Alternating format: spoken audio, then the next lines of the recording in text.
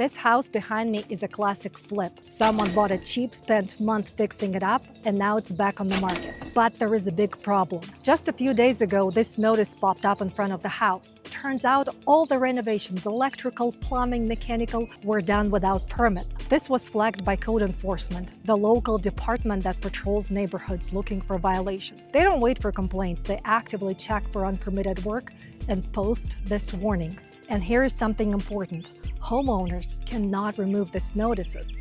This isn't just a piece of paper, it's an official warning. Ignoring it could mean even bigger fines. I actually looked at this house before it was flipped. It sat abandoned for years because the owner was living out of state. Eventually, it was sold to investors from New York, but instead of doing things by the book, they skipped the permits. Now the owners have just 7 days to get the right permits or they'll start racking up $250 in fines per day. If they are repeat offenders, that jumps to $300 a day. If they don't fix this in time, their case could go before a special magistrate, and that's when things really get serious.